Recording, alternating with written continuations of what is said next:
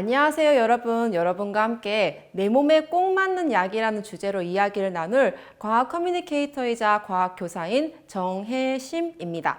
반갑습니다. 여러분과 처음 약이란 이야기하면 굉장히 놀랄 것 같아서 제가 조금 쉬운 예시를 준비했어요. 여러분 혹시 커피 드실 줄 아시나요? 저는 여기 오면서 카페라떼 한 잔 마셨는데 왜 마실까요? 바로 정신을 번쩍번쩍 들게 하기 위함이죠. 그런데 여러분 중에서 어떤 사람은 커피를 3잔만 먹어도 잠이 안 깨고, 어떤 사람은 반 잔만 먹어도 잠이 막 계속 깨고 심장이 막 두근거리는 사람이 있어요. 도대체 왜 그럴까요? 바로 다음 보시는 화학물질 때문입니다. 그 화학물질은 여기 보시는 카페인이에요. 카페인은 여러분 많이 들어보셨겠지만 우리 뇌에 작용해서 각성작용을 합니다. 그런데 우리 몸에는 이 카페인을 대사할 수 있는 효소가 참 다양합니다. 그러면 한번 다음 슬라이드 넘어가 볼게요. 자, 여러분 카페인은요, 커피뿐만이 아니라 초콜릿, 녹차, 그리고 여러분 다 아시다시피 커피에 들어 있습니다. 이러한 커피, 어제 마셨는데 잠이 안 오는 이런 버즈 같은 사람은 왜 그렇고, 오늘 아까 먹어도 계속 자는 나는 왜 그럴까요? 그 이유는요, 바로 유전물질 때문입니다. 조금 자세히 설명드릴게요. 여기 있는 뱅글뱅글 돌아간 나선 구조가 DNA예요. 우리 몸의 모든 DNA에는요, 외부의 화학물질을 대사해서 우리 몸이 잘 흡수하게 할 수 있는 효소가 있어요. 그런데요, 잠이 뻘떡뻘떡 잘 깨는 친구들은 카페인을 빨리 분해해서 오줌으로 내보냅니다. 근데 카페인이 둔감한 사람은 느리게 분해해서 이것이 오래 남아있을 때도 있습니다. 자, 이렇게 조금 어렵겠지만요, 우리 몸에는요, 카페인, 즉 화학물질을 분해하는 효소가 다양한 형태로 있기 때문에 그에 맞춰서 우리가 커피를 먹어야 되는 거예요. 자, 커피 말고 또 여러분이 잘 알고 있는 화학물질 있으신가요? 자, 우리 몸 이렇게 커피나 화학물질 먹으면 안녕, 잘 가 하고 분해될 때까지 우리 유전물질이 반응하기 때문이에요. 또 뭐 있어요, 여러분? 커피 말고 밤에 이렇게 박수 치면서 놀 때 지금 먹으면 안 되는 거 뭐예요? 바로 술이에요. 자, 근데 술 얘기하기 전에 한번 카페인 조금 더 자세히 볼게요. 자, 우리 카페인을 분해하는 효소는 15번 염색체에 있는데요. 15번 염색체에 CYP1A2란 효소입니다. 자, 이런 효소가요, 15번에만 있는 건 아니고 1번부터 23번까지 여러 군데 분포해 있어요. 자, 이렇게 우리 몸에는 화학물질에 대응해서 이거를 분해시키는 효소가 굉장히 다양하답니다. 자, 이렇게 아까 제가 커피 얘기했으면 술도 한번 얘기해 볼 거예요. 여러분 혹시 사촌, 언니, 오빠, 엄마, 아빠 중에서 완전 술 잘 마신다는 사람이 있고 또 술을 완전 못 마신다는 사람도 있죠. 지금 여러분 술을 잘 먹는지 못 먹는지 아시면 사실 안 되는 거 아시죠? 어쨌든 이렇게 술 잘 마시는 사람, 못 마시는 사람도 외부에 의해서 많이 술을 먹이면 된다가 아니라 태어날 때부터 알코올 분해 요소의 차이 때문에 그래요. 그 알코올 분해 요소의 차이는 우리 몸의 DNA에 이미 기록이 되어 있고요. 자, 이 DNA, 그 안에 이미 모든 화학물질을 어떻게 대응해야 되는지 그 정보가 모두 기록되어 있어요. 그러니까 사람들한테 커피 많이 먹어봐, 술 많이 먹어봐 이런 식으로 주면서 아는 게 아니라 사실 이미 우리는 태어날 때부터 정답을 알고 있답니다. 약 얘기할 때 갑자기 왜 커피 얘기하죠?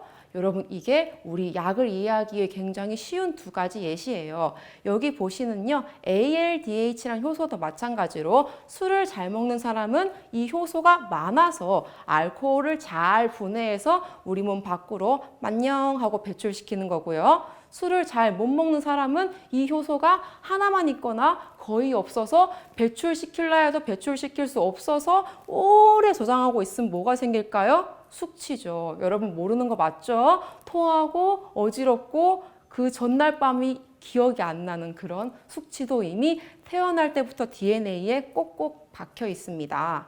자, 이렇게 정리해 보시면 카페인, 술 모두 화학물질이고요. 이런 화학물질을 먹으면 우리 몸은 효소에 의해서 분해하여 배출하는 것까지가 한 사이클이에요. 그리고 그 효소는요, 모든 사람이 동일하게 갖고 있는 것이 아니고요, DNA에 서로 다르게 기록이 돼 있습니다. 자, 그런데 이런 화학물질, 대표 주자가 사실 무엇이냐면 약이에요. 여러분, 약 딱 봐도 화학물질 아닌가요? 그 약, 우리 몸에 약을 대사하는 효소도 굉장히 다양합니다. 1대1 맞춤으로 되어 있다 보시면 돼요. 여러분, 감기약을 대사하는 효소, 또 설사약을 대사하는 효소, 혹은 백신 같은 굉장히 중요한 의약품을 대사하는 효소에 모두 서로 다른 효소가 다 붙어 있어요. 그런데 여러분, 궁금한 적 없으세요? 내 얼굴, 내 몸, 친구 얼굴, 친구 몸, 딱 봐도 유전 물질 다르죠. 근데 우리 모두는요, 병원 가시면 식후 30분, 하루 3번 약 드세요라고 하세요. 분명히 안에 효소 다를 텐데 왜 동일하게 전부 다 처방을 하죠? 이런 것에 의문을 가진 사람들이 바로 미래의학을 이끌 한 주제인 이따 말씀드릴 맞춤 의학에 대한 부분입니다. 자, 딱 보세요, 여러분. 여러분 어른 되시면 뭐 결혼식을 하거나 취업을 하실 때 이렇게 맞춤 정장을 입어요. 핏한 걸 좋아하는 사람이 있고, 나는 약간 박시한 걸 좋아하는 사람이 있고, 체형에 따라서 다양하게 옷도 맞추기도 하면서, 왜 여러분 약은 안 맞추나요? 약도 맞춰야 되지 않나요? 내 몸이 제일 소중한데. 그래서 우리가 이런 의문점을 해결해줄 첫 번째 도움이 바로, 제가 이 회사와 관련은 없지만 가장 먼저 이러한 의문점을 가지고 유전자 검사를 대중화한 회사가 있어서 소개해 드리려고 합니다. 자, 퀴즈 하나 드릴 건데요. 아까 사진에 있었어요. 우리 몸의 염색체는 총 몇 쌍일까요? 23쌍이죠. 23쌍의 염색체 정보를 쉽게 이해하고 나의 유전자 정보를 좀 더 잘 알 수 있게 도와주는 여러 회사들이 있는데, 이 23andMe라는 회사에서 가장 먼저 이 상품을 출시했어요.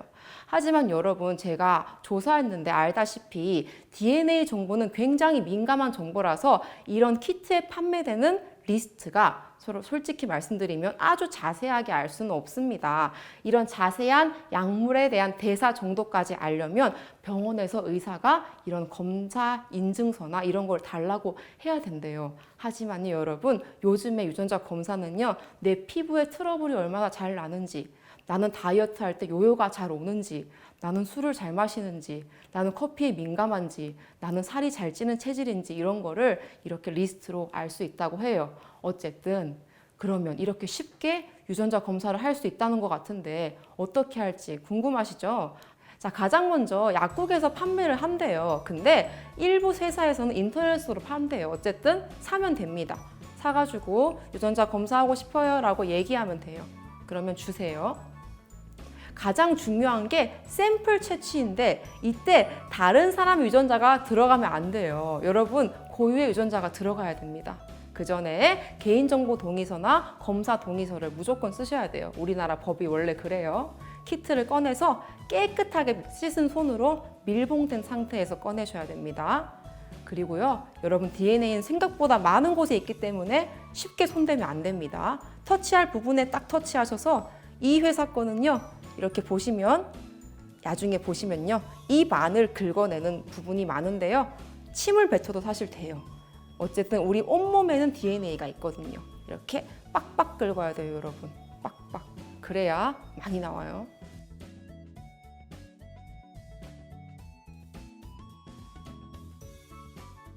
그때 엄마 주면 안 돼요. 엄마 거랑 섞여요. 오염 방지 제일 중요. 이렇게 탁 덮어가지고 이제 다시 포장을 할 거예요.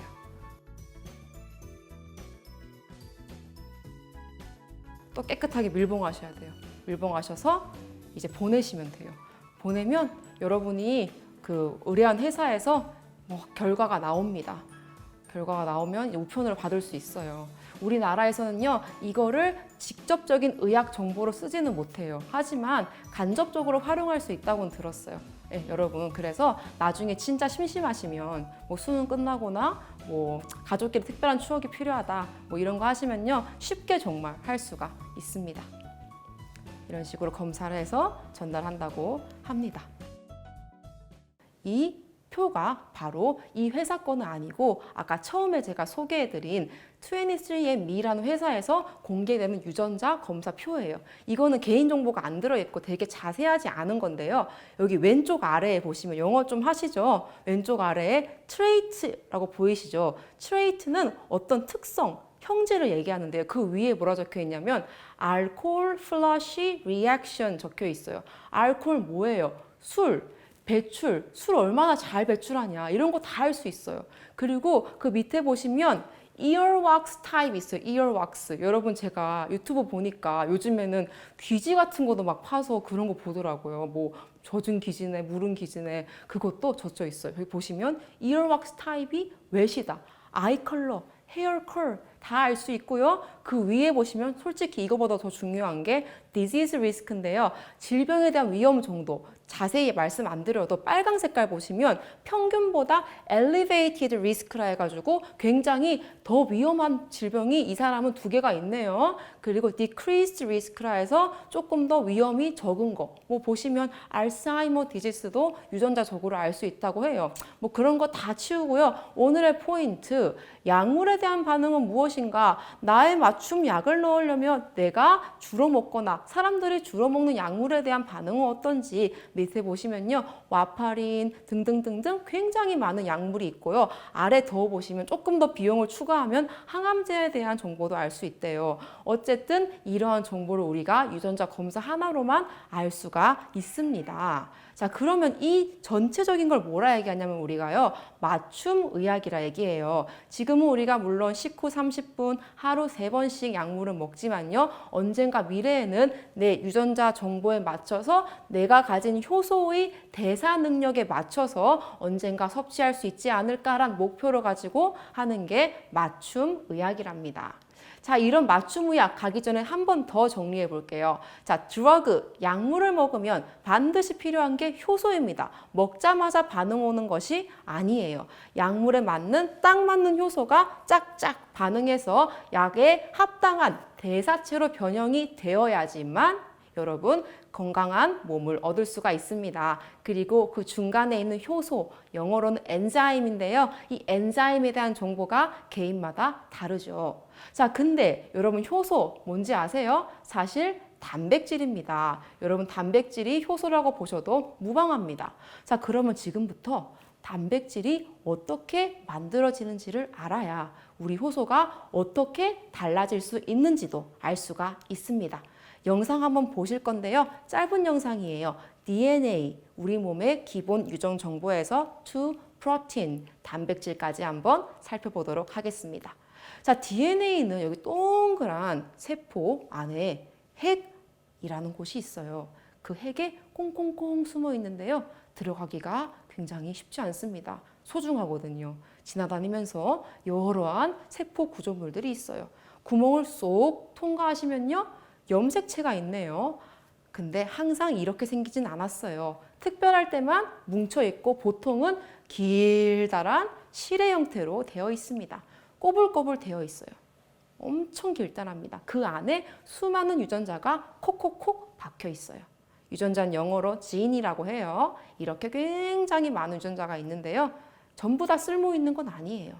그런데 유전자가 단백질이 되려면 철커덕 하는 단백질이 굉장히 많이 붙어요. 그 이름을 알면 복잡하기 때문에 여러분은 그냥 생략하시고 볼 거예요. 유전자에 철커덕 철커덕 철커덕 붙여서 두 번째 구조물인 RNA가 생기는데요. 뭐 그런 게 있구나 보시면 돼요. 철커덕 철커덕 막 이렇게 복제가 되고 있어요. 딱 복제가 되면 이렇게 뽁 빠져나와요. 이게 뭐냐면요. 지금부터 그 약물을 대사하는 효소를 만들 기본 단위체예요. 지금부터 단백질 만들 거예요. 좀 잘라야 돼요. 왜냐하면 안 중요한 것들이 좀 있거든요. 다 중요하면 어떡하겠어요, 여러분 살면서. 좀 중요하지 않은 것도 사실 들어있답니다. 그래서 밖으로 뿅 나와요. 단백질은요, 핵에서가 아니라 주변에 세포질이라는 구조물에서 만들어집니다. 자, 지금부터 단백질을 만들 건데 뭔가 많이 붙어요. 뭐 그냥 리보솜이라는 것도 붙고 뭐 RNA도 붙고 막 공장이 엄청 다양합니다. 이렇게 tRNA라는 것도 붙는데요. 여러분 그냥 보시면 돼요. 모양이 T자 모양이죠? 그렇구나 하시면 돼요. 근데 여기 보시면 위에 구슬이 있어요. 지금부터 포인트예요. 아미노산이라는 구슬을 여러 개, 수백만 개 붙일 거예요. 한번 볼게요. 착착착 붙이면서 위에 구슬이 점점점 늘어날 거예요. 자, 위에 한번 올라가 보겠습니다. 업 올라가 보시면요. 구슬이 일자로 착착착 이렇게 일자로 쭉 진주 목걸이처럼 막 붙어요. 이렇게. 아이고야, 근데 이게 끝이 아니라 보통은 100만 개 이상 붙어야 단백질이 될 수 있어요. 쭈루루루 길다란 요 모습이 단백질이 아니라 뭔가 변형이 있네요. 이제 효소가 된 거입니다. 자, 그런데 제가 끝에 뭐라 얘기했냐면 구슬이 착착착 붙어서 이렇게 변형이 되어야 된다 했거든요. 이런 구슬은요, 단백질이 아니에요. 구슬이 약간 바뀌어야 진짜 기능을 가진 효소가 됩니다. 어떻게 바뀌냐고요? 바로 이 그림처럼 바뀔 수가 있어요. 자, 이 그림 뭐 하는 거예요? 종이 접기 하는 거죠. 1번 종이를 열심히 접어서 예쁘게 귀엽게 강아지 만들 텐데요. 앞에 보시는 이 구슬은요, 이 종이 접기 중에 어디에 들어가는 거냐면 1번에 들어가는 거예요. 접히기 전 길다란 기본 단위체. 이 기본 단위체가 적절히 상호작용하면서 접혀져야만 타이레놀을 대사하는 그 효소가 되는 거고요. 카페인을 대사하는 그 효소가 되는 거고요. 또 뭐 할까요? 술을 대사하는 그 효소가 되는 거예요. 그렇다면 우리 몸에는 어떻게 접는 방식이 있을까? 그것도 조금 궁금하죠. 물론 다 알 수는 없어서 제가 몇 가지 소개해 드릴게요. 다음 슬라이드 한번 보겠습니다. 이런 식으로 길다란 게 막 베베 꼬이기도 하면서 알아서 접힙니다. 자, 이런 방식으로 접히는데요. 너무 복잡해. 무슨 말이야? 괜찮아요. 제가 쉽게 얘기해 줄게요. 자, 그림을 넓은 마음으로 보시면요. 왼쪽에 뭐가 있냐면 A라고 적힌 게 있어요. 자, 보시고 계시나요? A가 있는데요. A를 조금 더 잘 보시면요. 그 위에 플러스가 있고 마이너스가 있어요. 자, 여러분. 중학교 1학년 이상은 됐다라고 생각하니까 우리 중1 때 뭐 배우죠? 플러스랑 마이너스는 서로 가까워집니까? 멀어집니까? 가까워지죠. 그거 알죠? 자, 그러면 제가 제 손으로 한번 길다란 구슬 만들어 볼게요. 여기에 플러스 구슬이 있고 여기에 마이너스 구슬이 있어요. 서로 가까워져 멀어져? 가까워지네? 접혔다. 오예, 이렇게 접히는 거예요. 또 있습니다. 아, 몰라. B 몰라. C 몰라. D는 좀 쉬워요. 여러분 퍼즐 아세요? 퍼즐 어떻게 맞춰요? 한쪽이 볼록하면 한쪽이 볼록해야 되나요? 아니요. 오목하게 딱 들어가야 되죠. 우리 몸에도 아미노산 중에서 굉장히 다양한 모습을 가진 게 있는데 이렇게 끝이 된 아미노산이 있어요. 요게 만나려면 어떻게 만나야 될까요? 이렇게 멀리 있을 때 이렇게 만나면 딱 접혀지네요. 이런 식으로 접힐 수가 있습니다. 어쨌든 다양한 상호작용이 존재하지만 뿔막끼리 만나기도 하고 모양이 비슷하게 퍼즐이 맞춰지기도 하면서 단백질이 잘 접히면서 뭐가 되고 있어요? 그 약물을 대사할 수 있는 효소의 길로 점점점 가고 있습니다. 자, 그래서 이런 식으로 왼쪽을 보시면 꼬불꼬불한 나선 형태도 있고요. 또 오른쪽을 보시면 지그재그 형태도 있습니다. 여러 가지 다양한 모습들이 들어있답니다. 그래서 이렇게 접혀지는데요. 끝이 아니에요. 우리 몸은요, 생각보다 굉장히 복잡하고 하나라도 사고가 날까봐 조마조마하는 마음들이 있어요. 그래서 마지막 접힘 방지용 사고 방지 단백질 샤페론이라는 게 있어요. 샤페론은요, 특별히 우리 몸에서 에너지까지 소모하면서 진짜 잘 접혀지게 도와주는 거예요. 잘 접혀지게 도와주기도 하고 혹시 약간 띨띨한 아미노산들이 플러스인데 멀어져야 되는데 막 가까이 붙어있는 놈들이 있죠. 이런 거 떼내가지고 다시 펴야 되는 것도 해요. 이런 샤페론의 감도까지 받고 나서야 비로소 우리는 그 약물을 만나서 대사해서 내 몸에 약효가 나올 수 있게끔 하는 그 효소 단백질이 됩니다. 샤페론 그림만 봐서 잘 모르겠죠. 이게 무슨 그림이야, 영어야, 뭐야. 그래서 영상을 준비했어요. 이 공장 한번 살짝 보도록 할게요. 자, 이런 식으로 네모통이 있어요. 통 안에 접힌 게 막 나옵니다. 에너지 쏟아남은 것도 나와요. 한번 보겠습니다. 들어가서 이렇게 접혀서 막 나와요. 반복적인 거예요. 들어갔다가 나오고 들어갔다 나오고 이런 식으로 굉장히 빠르게 접히는 구조물입니다. 이제 효소 다 끝났어요, 여러분. 드디어 약 먹어도 됩니다. 그렇지만 우리 몸 가끔씩 이렇게 끝에 설탕이나 포도당이나 과당 같은 걸 붙여주면서 그 효소가 조금 더 기능을 잘할 수 있도록 도와주기도 합니다.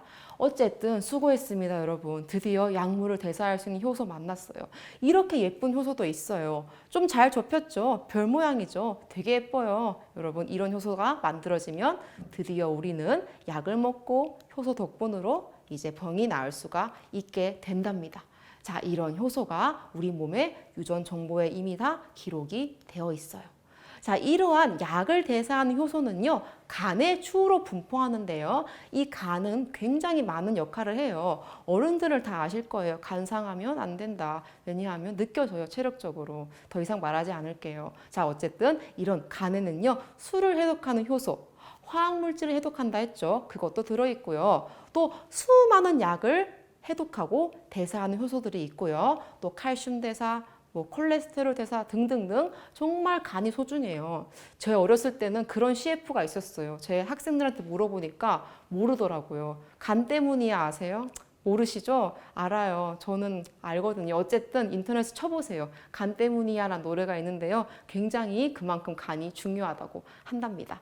오늘은요, 이 간 안에 있는 여러 효소 중에 이렇게 잘 접힌 약물을 대사하는 한 효소를 집중 탐구할 거고요. 이 집중 탐구하는 이유가 무엇이냐면 바로 이 효소의 차이가 우리 약물 부작용의 차이를 낳을 수 있기 때문입니다. 이 효소는 무엇이냐? 이름하여 시토크롬 P450이요. 영어로 줄이면 CYP450이라 불러요. 아이고 복잡해. 근데 주변에 의사나 약사 선생님들 아시면 물어보세요. 선생님, CYP450에 할 말 없으세요? 하면 줄줄줄 밤낮으로 얘기할 수 있어요. 이 CYP450이 대부분의 약물을 대사하고 혹은 대부분의 약에 의한 부작용도 일으키는 간에 굉장히 중요한 효소입니다. 이 CYP450은 종류가 엄청 많아요. 보세요, 여러분. 셀 수도 없어. 몇 개야 도대체? 그래서 너무 종류가 많고 또 그런 자손들이 많아서 비슷한 것은 패밀리로 묶어요. 우리 패밀리 닮았죠? CYP1 패밀리 닮았어요. 2 패밀리 닮았어요. 3, 4 닮았어요. 뭐가 닮았을까요? 눈치 빠른 친구들 다 알 텐데 접히는 방식도 닮았고요. 작용하는 약물도 비슷해요. 그래서 과학자들은 묶어가지고 내 패밀리는 한 번에 갖고 갈 거야 이런 식으로 얘기를 합니다. 여러분 이런 그림을 보시면 혹시 떠오르는 그림이 있으신가요? 나만 떠오르나? 이런 거 떠오르지 않나요? 가계도 아세요? 가계도는 뭡니까? 이거는 영국 왕실의 가계도인데요. 엄마 아빠 밑에 수많은 자손들이 나왔어요. 이 자손들 서로 같아요, 달라요? 달라요. 하지만 뿌리는 뭐예요? 영국 왕실이에요. 앞에 슬라이드 가볼게요. 똑같습니다. 엄청 달라요. 근데 뿌리는 뭐예요? CYP 패밀리예요. 전부 다 약물을 대사하는 효소들입니다. 어쨌든 이런 CYP 패밀리들이 굉장히 많은 유전적 다양성을 갖고 있는데 그 중에서도 오늘은 누구 볼 것이냐? 바로 CYP2C9, CYP2C9 중에 굉장히 중요한 녀석을 볼 거예요. 이것도 한번 봅시다. 잘 접혔나요? 어느 정도 잘 접힌 것 같아요. 기능 잘 하겠습니까? 기능 잘 할 것 같습니다. 자, CYP2C9 한번 쭉 볼 건데요. 이것이 왜 중요하냐면 여러분 미래에 분명히 걸릴 것 같은 질병과 관련이 있기 때문입니다. 자, 슬라이드는 넣지 않았지만 여러분 우리나라 40대, 50대, 60대 사망률 2, 3위가 뭔지 아세요? 보기 한번 드릴게요. 1번 암, 2번 심근경색, 3번 뇌졸중, 4번 교통사고. 뭘까요? 최근 뉴스에서 봤는데요. 이 30, 40, 50, 특히 50으로 갈수록 여러분 심근경색과 뇌졸중에 많이 걸린대요. 근데 심근경색과 뇌졸중을 초기에 치료하는 그 약물을 대사하는 녀석이 바로 CYP2C9이라는 이 효소입니다. 그리고 이 효소가 개인별로 진짜 다양한데요. 그 다양한 거에 안 맞춰 죽잖아요. 안 맞춰주면 바로 어떤 사람은 갑자기 과다출혈 오기도 하고요. 어떤 사람은 심근경색 걸렸는데 더 심장이 갑자기 더 안 뛰기도 해요. 굉장히 예민한 약이어서 사람들이요. 사실 이 맞춤 의학을 CYP2C9을 연구하다가 알아냈어요. 자, 여러분, 이 염색체 23개 있죠? 23개 중에 10번 위치에 그 CYP2C9이라는 애가 들어있는데요. 물론 CYP2C9만 있는 건 아니고요. 굉장히 많은 애들이 있습니다. 자, 근데 오늘 포인트가 뭐였어? 계속 접는 거 얘기하고 뭐 유전적 다양성 얘기하고 뭐 그렇죠? 그래서요. CYP2C9은 만들다가 만 녀석 하나 이상한 게 있으면 어떻게 될까? 그에 따른 약물의 투약은 어떻게 달라질까를 좀 보겠습니다. 자, 지금부터 수음 그림 찾게 할 거예요. 잠 깨시고 보겠습니다. 자, 처음에 제가 얘기했죠. 아미노산 구슬이 만나면 진주 목걸이처럼 길어진다 했어요. 왼쪽에 있어요. 그 왼쪽 한번 확대해 보겠습니다. 자, 이렇게 한 놈은요, 요런 진주 목걸이 갖고 있고요. 한 놈은 요런 진주 목걸이 갖고 있습니다. 자, 둘 중에 한 놈이 뭐가 다를까? 얍.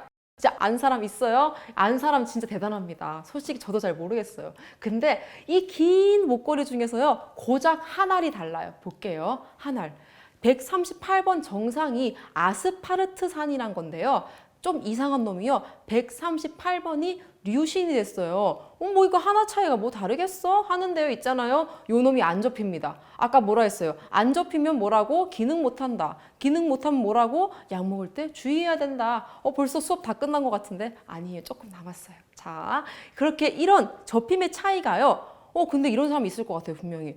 근데 선생님, 근데 100만 명 중에 한 명이면 뭐 그냥 그런 사람의 특별한 불쌍한 사연 아닐까요? 아니에요. 여기 보시면요. 왼쪽 아래에 ancestry라고 적혀 있는 데가 있는데 보시면요. 빨간 놈은 유러피안, 파란 놈은 아프리칸, 초록색은 네이티브 아메리칸 원주민인데요. 딱 보시면 여러분, 물론 파랑 색깔이 정상 효소인데요. 빨강 색깔, 초록 색깔 좀 많이 보이지 않나요? 그러면 이 사람도 죽여야 돼요? 이 사람들 병 걸리면 대충 해서 그냥 묻어야 돼요?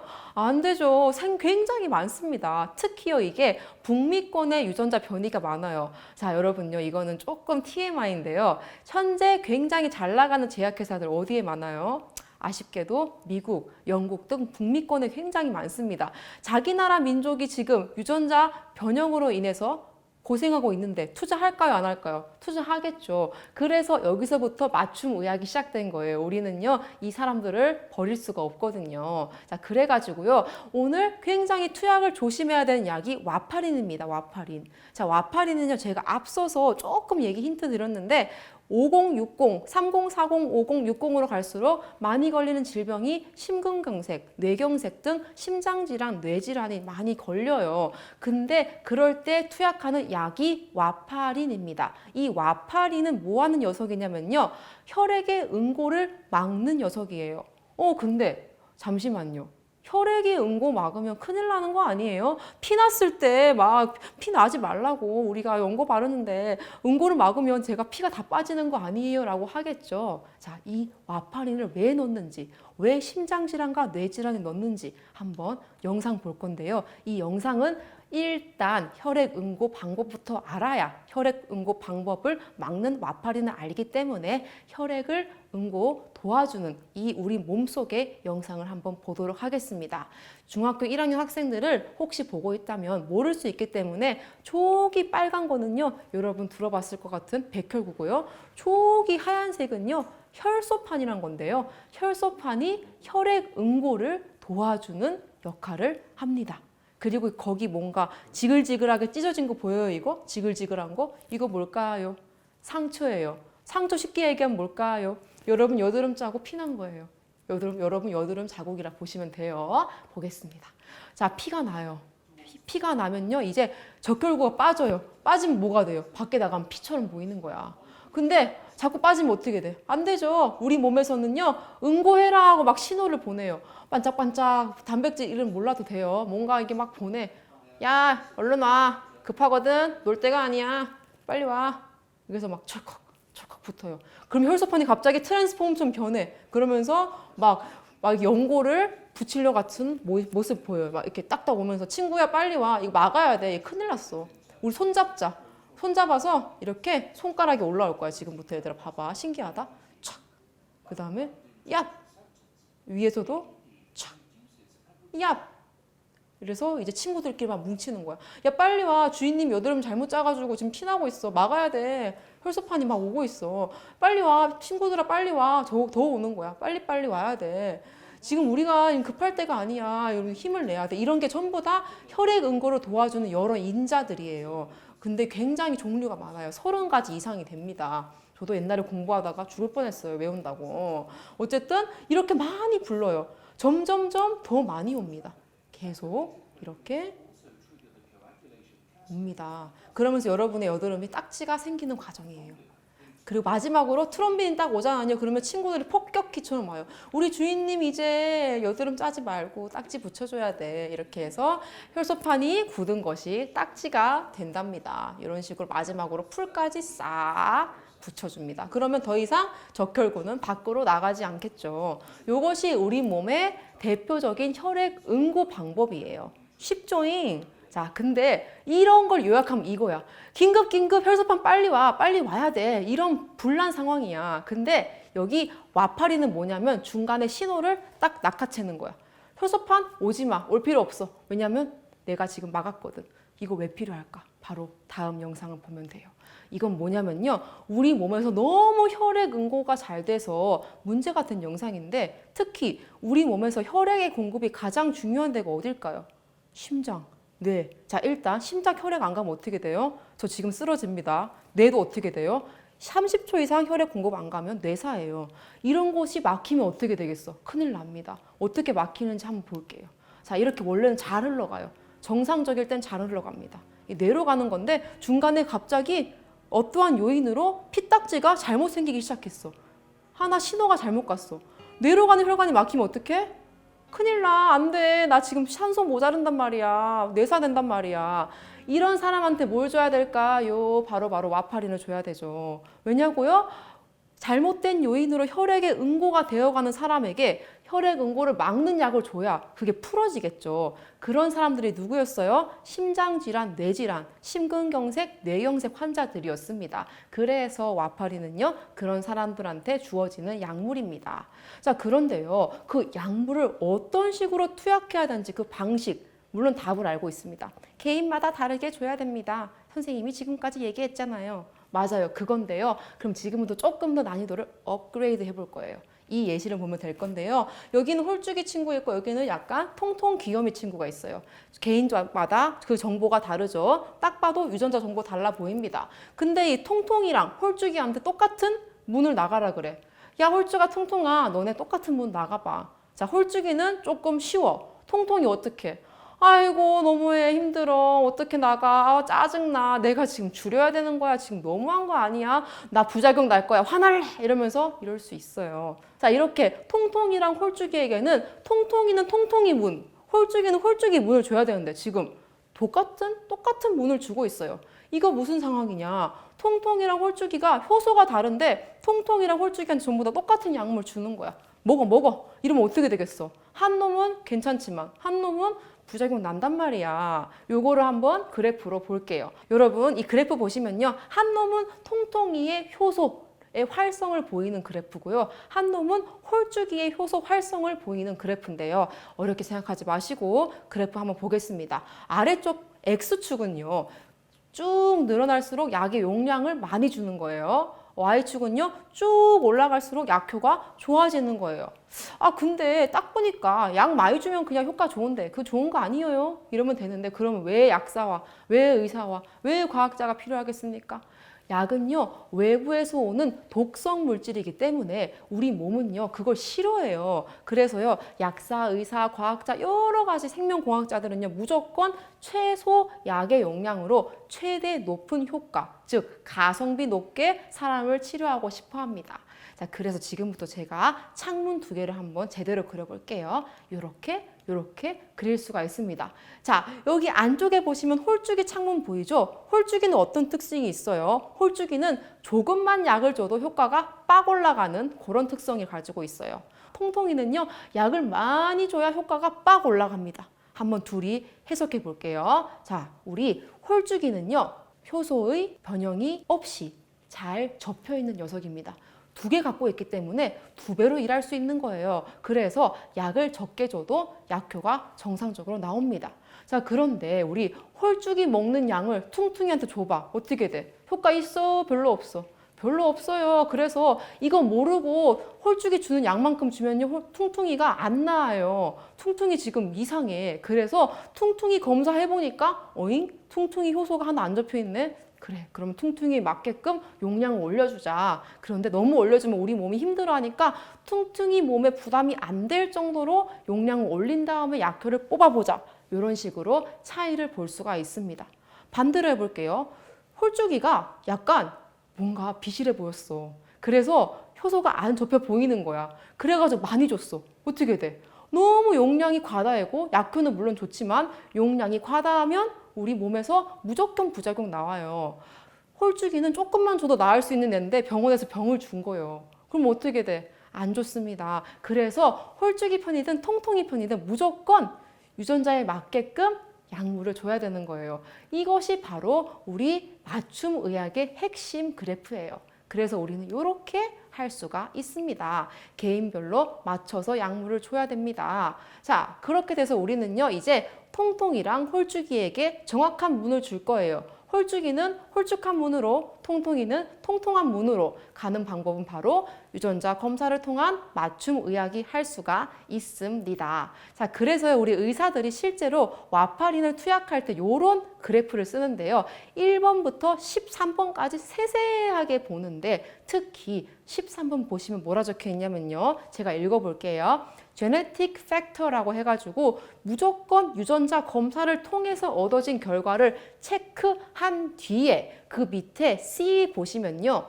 bleeding risk, 즉 피 흘리는 리스크가 low, 낮게 나와야만 약을 투약할 수가 있습니다. 여러분 그만큼 실제로 이건 병원에서 쓰고 있고요. 우리 와파린 말고도 항암제도 굉장히 유전자에 대해서 반응성이 다양하거든요. 그래서 대표적으로 항암제나 와파린이나 고혈압 치료제 등에서 많이 사용하고 있습니다. 이러한 니즈를 반영해서 제약회사들은 이런 식으로 굉장히 다양한 타블렛을 만들고 있어요. 자, 그런데 이 그림 보면서 또 궁금한 사람이 있을 거예요. 아, 있잖아요, 쌤. 제가 보니까 2.5랑 5는 배수 관계인데 5를 반 나누면 2.5 아닌가요? 혹은 1과 2는 배수 관계인데 그냥 반 쪼개면 안 되나요? 안 됩니다. 왜냐하면요, 여러분, 여기 1과 2는요, 유전자형에 따라서 다르게 줘야 됩니다. 다르게. 그래가지고요, 여러분 절대로 반 쪼개서 6.8 하면 나는 6 주고 1mg은 8등분해서 그렇게 줘야지가 아니라 무조건 유전자형에 맞춰서 타블렛이 정해져 있기 때문에 여러분이 나중에 의사나 약사가 되시면 좀 아실 수도 있을 것 같아요. 실제로 이런 식으로 다양한 타블렛이 주어진답니다. 자, 오늘 강의 한번 요약해 볼게요. 여러분 나중에 여러분이 할머니가 되거나 어른이 됐을 때 라떼는 말이야 하루 3번 식후 30분 먹었어. 할머니 그게 뭔 말이에요? 요즘은요 맞춤 의학이라고요. 할머니 안녕 이런 식으로 올 시대가 분명히 올 거예요. 왜냐면요 누구에게나 열린 유전자 검사가 있고요. 우리 모든 인간은요 아플 때 먹는 약 기왕이면 최적의 약발을 보이고 싶어 합니다. 자, 이 두 가지 니즈를 만족시키는 것이 바로 우리 미래 의학 중 맞춤 의학으로 할 수가 있습니다. 자, 여러분에게 제가 한번 오늘은 맞춤 의학에 대해서 얘기해 봤는데요. 굉장히 후루룩 지나갔는데 뭔가 느낌이 오죠. 바로 요 느낌 가지고 앞으로 남은 프로그램 잘 들으시고요. 나중에 시간 되시면 한 번 더 강의 친구들한테 공유해 주시고 얘기 나누시면 좋겠습니다. 오늘 저와 함께 여러분 맞춤 의학에 대해서 얘기해 봤고요. 저는 과학 커뮤니케이터이자 과학 교사로 일하고 있는 정혜심입니다. 감사합니다. 안녕하세요. 반갑습니다. 안녕하세요. 공부합시다. 돌아왔습니다. 또. 네. 네, 오늘도 공부해보는 시간 가져볼 건데요. 네. 아니 갑자기 웬 공부냐? 이거 라이브로 쳐봤어요. 뭐 하는 거냐? 하실 수도 있는데 제가 이제 자동차 채널을 운영을 하고 있지만 자동차 좋아하시는 분들이 네. 보통 이렇게 하나를 깊게 파시는 분들이 많아요. 그래서 뭘 하나를 알려면 그걸 제대로 알아야지 이런 분들 되게 많으시거든요. 그런데다가 그쵸. 이제 자동차 하면 사실은 어떤 과학 기술의 정점에 있는 그런 제품이 아닌가. 그래서 저도 이제 자동차를 자동차 얘기만 하면서 푸는 게 아니라 좀 다양한 얘기를 하면서 풀고 싶다는 생각도 했었고 좀 이렇게 구독자분들이 되게 적극적이시거든요. 그래서 이제 적극적으로 소통하면서 우리의 지적인 이 교양의 범위를 좀 넓혀보는 그런 시간도 가지고 싶었기 때문에 이렇게 또 라이브 방송으로 지금 인사를 드리고 있는 거예요. 네. 지금 막 댓글로 끝내기님도 반갑습니다 이렇게 남겨주셨고, 마카리님도 서하 이제 이런 식으로 남겨주셨어요. 하이 이런 건데요. 반갑습니다.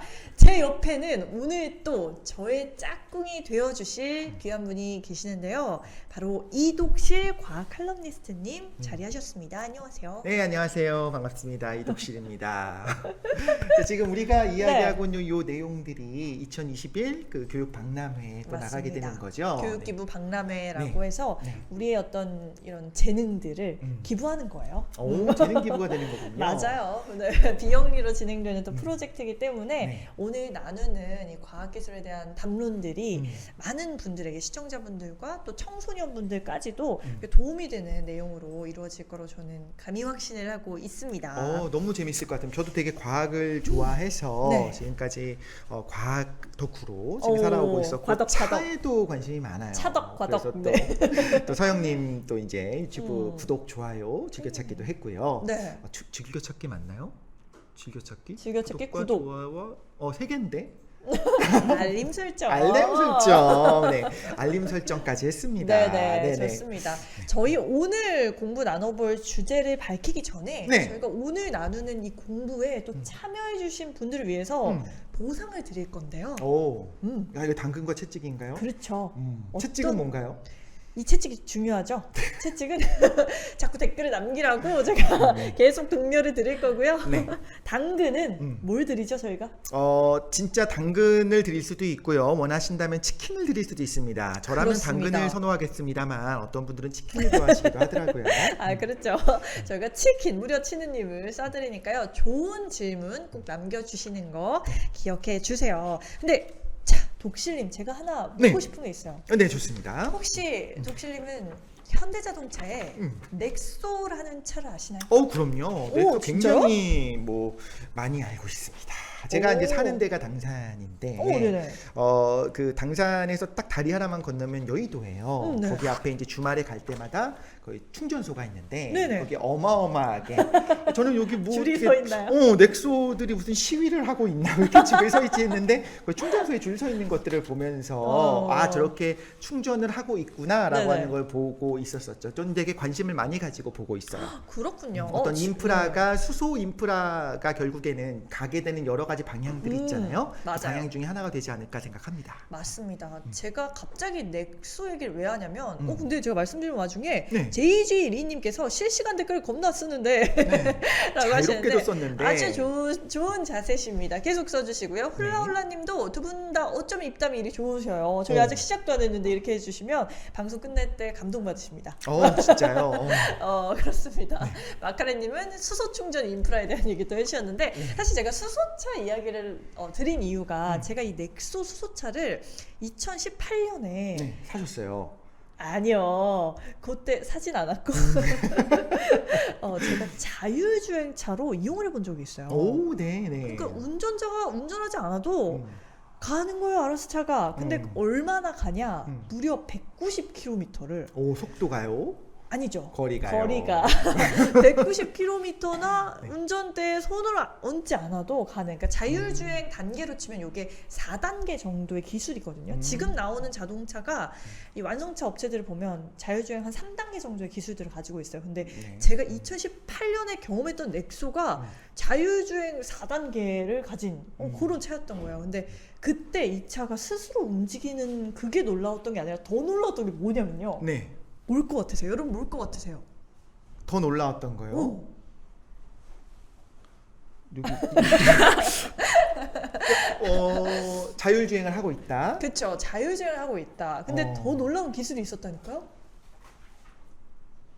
뭐였냐면요. 네. 이 자동차가 인간의, 그러니까 운전자, 탑승자의 건강을 체크해 주는 거예요. 오.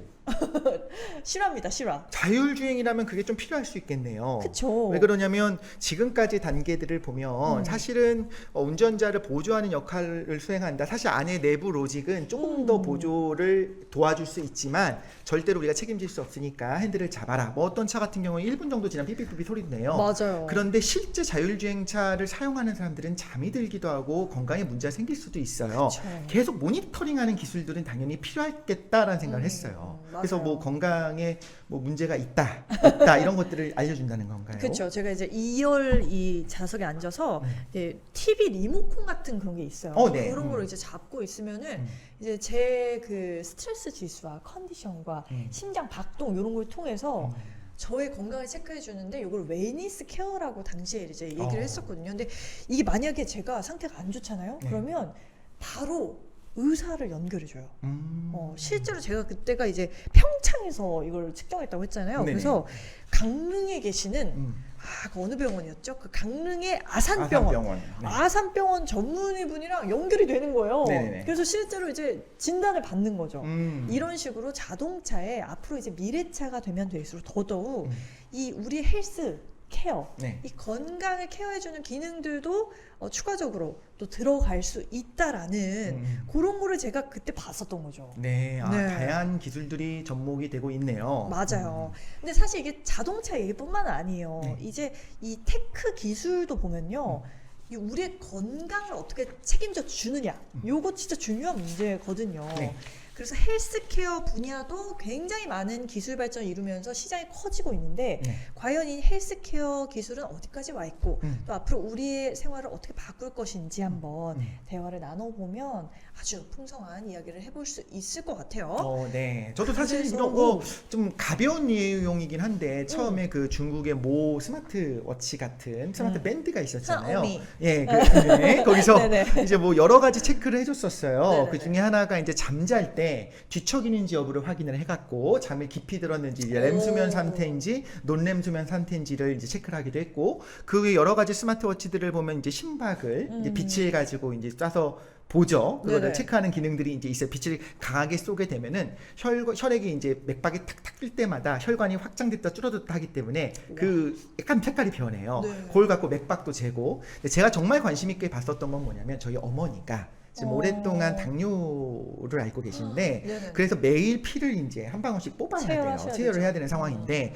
그거를 이제 자동으로 해주는 아주 완벽하게 혈당 측정은 아닐지라도 네. 어떤 정상 범주를 넘어간다는 거에 대한 알람이라도 그런 걸 알려줄 수 있는 스마트워치가 나온다는 기사를 보고 굉장히 기대를 했는데 이번에 A사와 X사 전부 다 올해는 아니고 아마 내년 정도가 아닐까라 생각을 하고 있어요. 그런데 이런 그러니까요. 부분들 어떻게 보면 우리 삶을 보조하는 역할을 좀 넘어서서 네. 굉장히 이제 필수적이고 모두에게 이제 핵심적인 기술이 될 수 있을 거라는 생각이 들기도 하거든요. 그렇죠. 오늘 근데 또 이 이야기를 더욱더 양질의 어떤 대화로서 네. 함께 해주시기 위해서 저희가 또 어려운 분을 모셨어요. 정말 지금 그렇습니다. 네. 용허님께서 소외되신 한 분이라고 울고 계신데 네, 저도 주인공은 빨리 소개를 늦게 드리고 싶었거든요. 등장하는 거죠. 맞아요. 네. 주인공은 항상 늦게 오고 또 아까 전에 그 댓글창에는 가수 유나 닮으신 분 뭐 이런 식으로 나왔었거든요. 저희가 주로 지금 가수 닮은 분들을 한 번씩 가수분들이 자꾸 있습니다. 참여해주고 계세요.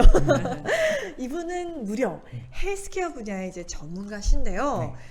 바로 용인예술과학대학교의 빅데이터 경영과의 교수님이십니다. 교수님이셔요. 네, 교수님이신데 성함을 꼭 들어봐야 돼요. 네네. 박아름 교수님. 다 이분 아른 같은 아름답잖아요. 아, 벌써 그죠? 그렇구나. 제 빅데이터를 연구하시는 교수님이신데 그렇죠. 우리가 오늘 같이 얘기할 주제는 이제 헬스케어고 맞아요. 이 부분에 대한 지금 전문가 김창환님도 교수님 이렇게 하셨거든요. 그러니까 이렇게 아름다운 분이 또 교수님이라는 게 우리가 굉장히 이게 쇼킹 아니겠어요? 근데 얼마나 또 아름답고 멋진 이야기들 많이 남겨주실지 네. 또 기대가 됩니다. 네. 근데 시작하기 앞서서 저는 독실님이 아까 전에 얘기해주신 내용에 대해서 먼저 네. 말씀 한번 들어보고 싶은데 그 전에 우리 교수님 한번 시청자분들께 인사 한번 또 해주실 수 있을까요? 네. 네. 어딜 보고 해야 되나요? 저희 보고 해주시면 그래요? 되고. 네.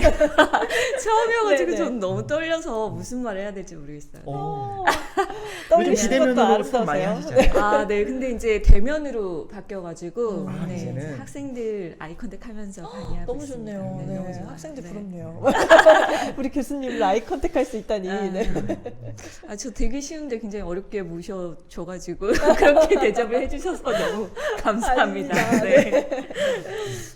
저희 아까 전에 대화 나눴을 때 네. 그 아, 교수님이 당뇨. 그쵸 당뇨를 네네네. 할 때 우리가 항상 이제 채취를 하잖아요. 피를 체열을 체열을 하는 하죠. 맞아요. 아파요 이게. 이게 그쵸, 그쵸. 사실 저희 아버지도 요거 하시거든요. 근데 제가 볼 때마다 마음이 아파요. 음. 이게 내가 내 바늘을 찔러가지고 피를 막 이렇게 하는 게 너무 그렇죠. 마음 아픈 네네네. 근데 그림인데 요즘은 어. 사실은 그럴 필요가 없어요. 정말요? 메드트로닉스에서 나온 거는 이제 연속으로 혈당을 측정하는 시스템인데 우리 이렇게 그 뭐죠? 붙이는 패치가 있어요. 그걸 네. 몸에 붙이면 거기에 이제 센서가 있어서 5분마다 혈당 수치를 우리가 스마트폰의 애플리케이션으로 확인을 네네. 할 수가 있어요. 그래서 실시간으로 뭐 언제 어디서나 나의 혈당 수치를 체크할 수 있기 때문에 뭐 위험 수준에 도달하기 전에 우리가 예방할 수 있겠죠. 그래서 센서를 바늘을 찌르고 그 위에다가 이제 붙여놓는 거죠, 송신기를. 그런 거죠.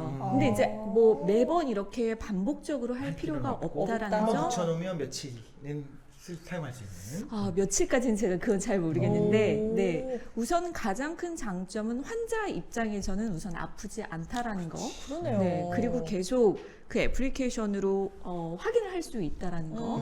그리고 1시간 정도 뭐 내가 그러니까 앞서서 미리 예방을 할 수가 있는 거예요. 아, 그렇죠. 뭐 오. 내가 고혈당인지 저혈당인지 이러한 것들을 미리 알려주기 때문에 환자 입장에서 그러한 것들도 좋고 또 의료진 입장에서는 네. 그러한 장기간 동안의 어떤 데이터를 확보할 수 있기 때문에 추적이 이, 되네요. 네네, 이 환자에 대한 데이터가 점점 쌓여서 의사분들의 어떤 의사 결정도 좀 더 정확해진다라고 볼 수가 있겠죠. 라이온 하트님이 그것은 프리스타일 리브레라는 제품입니다.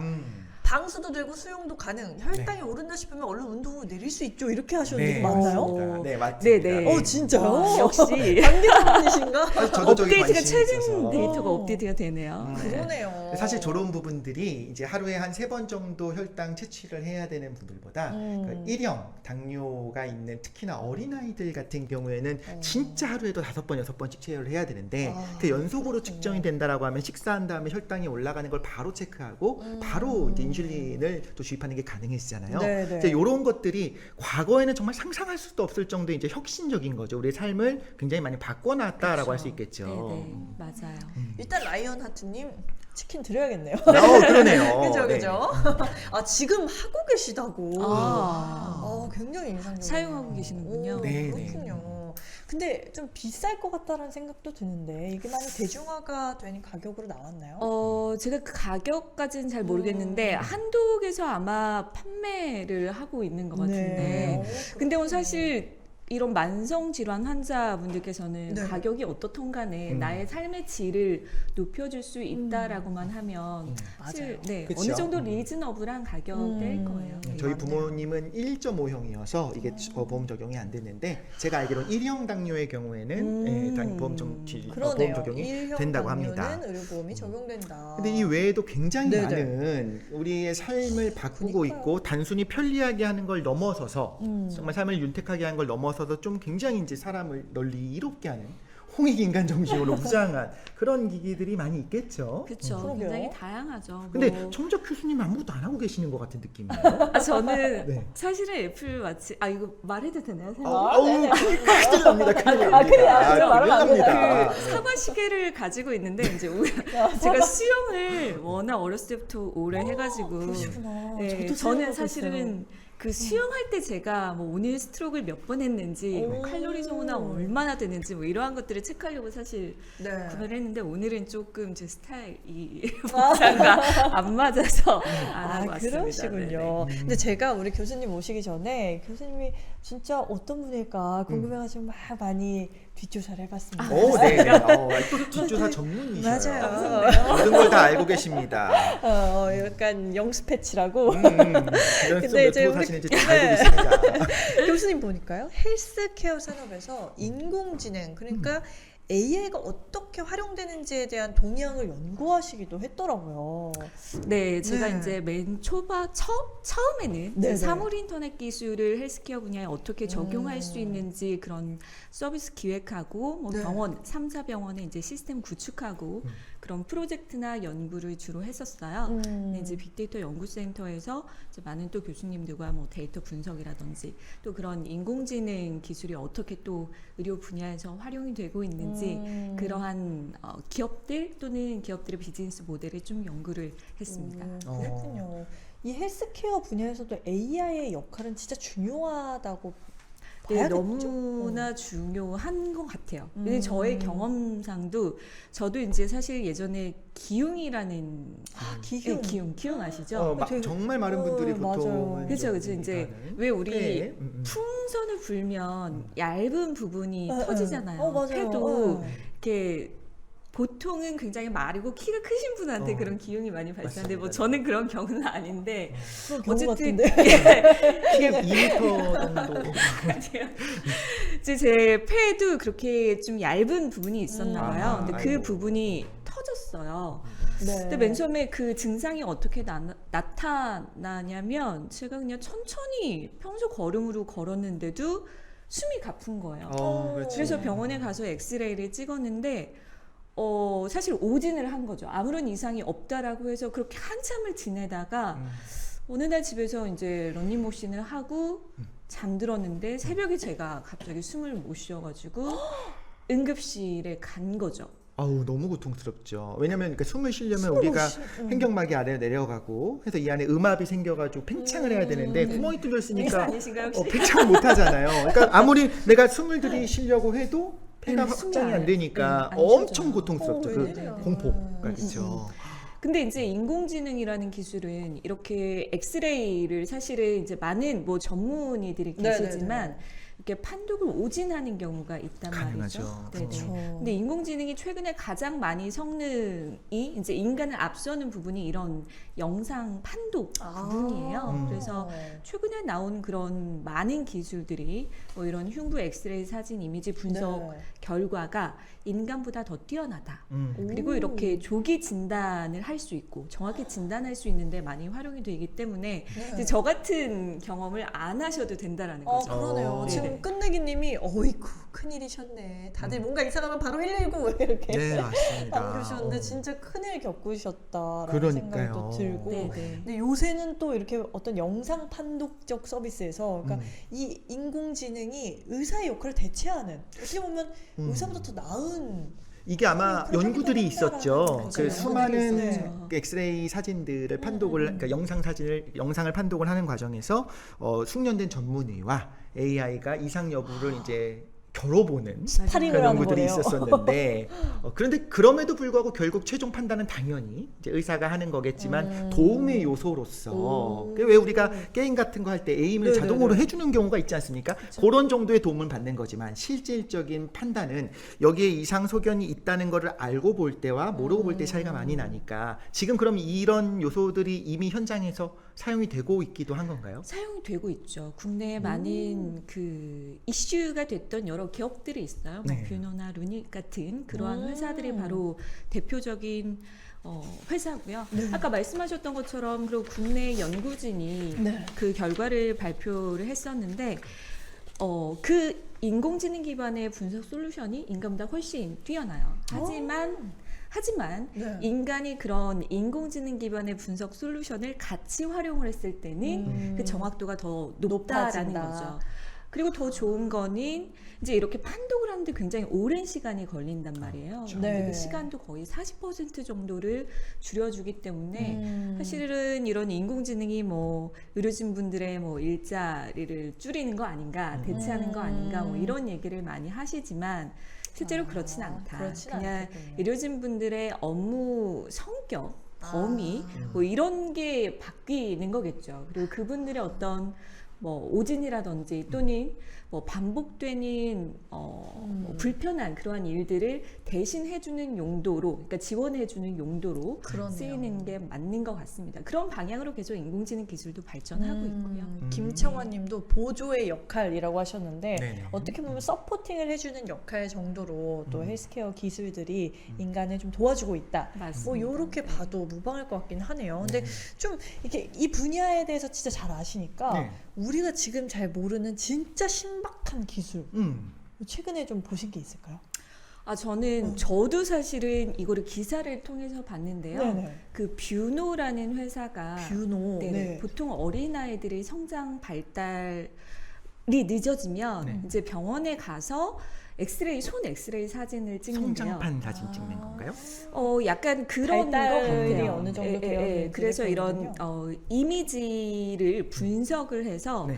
기존의 나이대마다 적당한 그런 뭐 크기라든지 뭐 이런 게 있을 거 아니에요. 그래서 이 손바닥의 이미지를 분석을 하는 거예요. 그래서 비교 분석을 해서 내가 지금 어떤 문제가 있는지, 뭐 아니면 어느 나이대에 지금 성장이 멈춰 있는 것인지, 뭐 그러한 것들을 그러한 것들 알기 위해서 이제 이미지를 찍는 거죠. 근데 문제는 기존에 이제 의사분들이 그러한 것들을 분석을 할 때는 시간도 굉장히 오래 걸리고 사실 판독자마다 일치율이 너무 좀 그쵸. 많이 달랐는데 이제 뷰노는 상당히 그 정확도가 높다.